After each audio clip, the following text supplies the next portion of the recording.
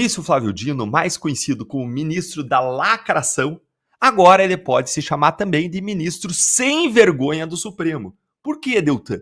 Porque ele foi flagrado num vídeo que mostra que ele perdeu a vergonha e fez campanha política no Maranhão na cara dura, o que é errado e é ilegal.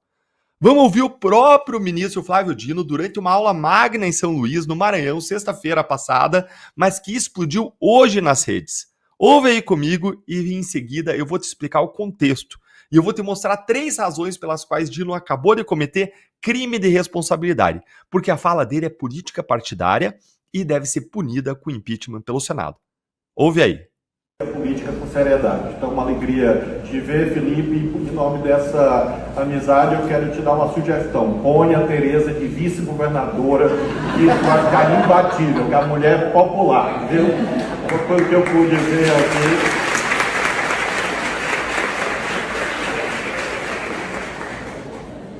Eu acho que só há um empecilho, ela não tem a idade constitucional ainda, né, para poder exercer esses cargos, tem que ter mais de 21 anos.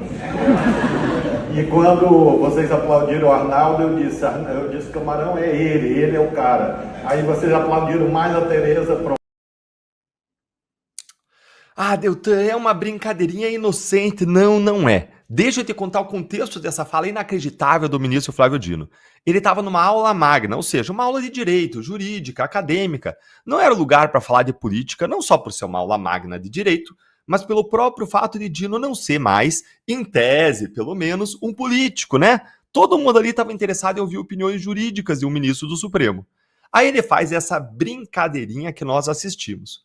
O ministro tratou o vice-governador do Maranhão, Felipe Camarão, como candidato ao governo do Maranhão nas eleições de 2026.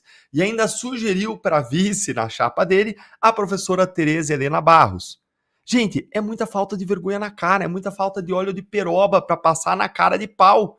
Nem mesmo em evento jurídico, acadêmico, os ministros do STF resistem em fazer política, a dar pitaco na política local, a interferir. Isso é surreal e agora eu vou te mostrar as 3 razões pelas quais isso é sim política partidária. Primeiro, a primeira razão para isso é que Dino tem um imenso poder hoje como ministro do STF.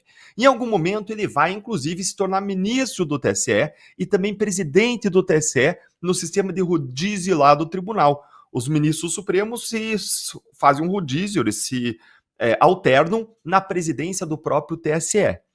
E ele, com isso, ele tem um poder político, um poder jurídico, um poder eleitoral muito grande. E a fala dele não é apenas uma brincadeira. Revela uma preferência política pessoal de Dino muito clara por um aliado dele que hoje é o vice-governador do estado, o que gera uma desconfiança imediata de que o Dino pode interferir no processo eleitoral para beneficiar os seus aliados. A segunda razão é justamente que essa fala do Dino, ela manifesta uma preferência, a quebra de imparcialidade, que é a característica mais importante e central de um juiz. Claro que eles não se preocupam com isso, né? Porque eles são, na verdade, políticos de toga. E o próprio Lula admitiu que indicou Dino ao STF porque ele queria um político e um comunista no Supremo Tribunal Federal. E a terceira razão pela qual esse tipo de coisa é inadmissível é porque interfere na política local.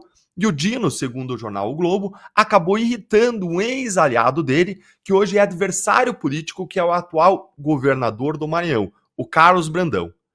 Relembrando, gente, em pleno evento jurídico, Dino praticamente lançou o vice-governador do Maranhão como candidato ao governo ano que vem. Ou seja, ele fez mais do que dar pitaco na política local.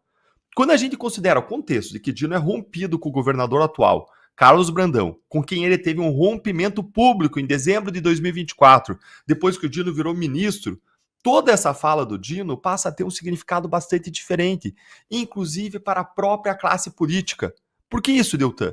Porque Dino é hoje um ministro do STF, ele tem poder demais, e quando ele sugere o vice-governador para se tornar o candidato ano que vem, ele está mandando um recado muito claro da preferência dele próprio, mas talvez também do restante do Supremo, do que ele quer que aconteça para os políticos para os políticos locais. É nada mais, nada menos do que um recado político alto e claro, do que uma interferência política.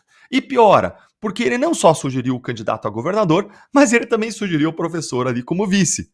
É um desastre total. Se a gente tivesse um presidente do Senado corajoso, altivo, que se dispusesse a fazer o seu trabalho de controle constitucional do Supremo por meio do início de processos de impeachment, a gente não ia ter ministros ali sem vergonha como o Dino se metendo na política dessa forma. E isso deveria ser respondido no Senado, porque se trata de atuação político-partidária de ministro que caracteriza crime de responsabilidade sujeito a processo de impeachment, tudo é claro falando em tese. Porque eles não são responsabilizáveis, mas nós, mortais, coitados de nós. E para fechar, eu quero que vocês me respondam a uma pergunta aí nos comentários. Responde aí para mim. O ministro Flávio Dino, por acaso, ele faz parte do executivo, do legislativo e do judiciário ao mesmo tempo? E eu faço essa pergunta porque o ministro só pode ter surtado e tido aí um conflito de múltiplas personalidades em que ele não sabe mais se ele é ministro, se ele é governador, se ele é senador. Porque quando ele faz isso, ele age como se fosse parte dos 3 poderes ao mesmo tempo: executivo, legislativo e judiciário. E tá tudo errado nisso. Isso viola a separação de poderes, o controle de um poder pelo outro, a imparcialidade judicial. A lei viola tudo e mais um pouco. E agora eu quero ouvir a tua opinião. Conta aí pra gente nos comentários o que você achou dessa sem vergonhice do Dino.